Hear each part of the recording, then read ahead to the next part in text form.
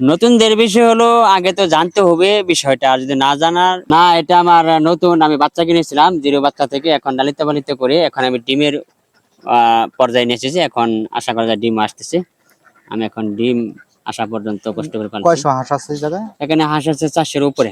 400 হাঁসে এ পর্যন্ত খরচ কত টাকা হয়েছে? সবকিছু মিলে আমার 1,50,000 টাকার মতো খরচ আর কি হয়েছে আর কি। তাহলে 1,50,000 টাকা খরচ হয়েছে, এখন ডিম আসা পড়ছে। হুম। তাহলে প্রতিদিন কতটি ডিম আসতেছে? ডিম এখন তো শুরু হয়েছে, এখন আসতেছে প্রায় 200-এর কাছাকাছি, কিছু কম আছে, 200 পূরণ হয় নাই। হ্যাচারি আমি দিয়েছিলাম 16 টি 18 পয়সা, কিন্তু এখন আপাতত হ্যাচারি বন্ধ, এখন আমাদের 14 টাকা 12 টাকা এরকম ভাবে নিতেছে আর কি। 200 ডিমে কি আপাতত খরচের যে টাকাটা এটা হইতেছে?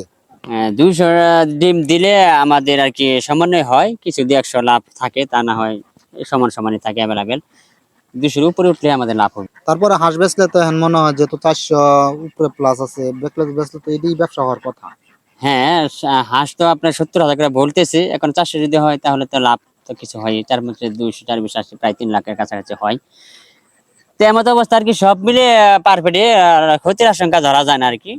কিন্তু ডিম এখন তো যেভাবে যে খাওয়ায় ডিম আসতেছে, এই খাওয়ায় আবার ফুল ডিম আসা পড়বে, যখন ফুল ডিম আসা পড়বে তখন 350-50 ডিম আসবে, তাহলে তাহলে তো অর্ধেকের বেশি লাভ থাকবে। তারা ভিডিও দেখে অনেকেই বলে হাঁস পালন বিষয়ে, এদের নতুনদের বিষয়ে আপনি যদি কিছু বলতেন। এটাকে তারা ট্রেনিং দিতে হবে প্রশিক্ষিত অথবা উদ্যোক্তার কাছ থেকে, তারা এটাকে ভালো করে বুঝে শুনে তারপর হাঁসের খামারে যেতে হবে, না বলে যদি করে তাহলে সে ক্ষতিগ্রস্ত হবে।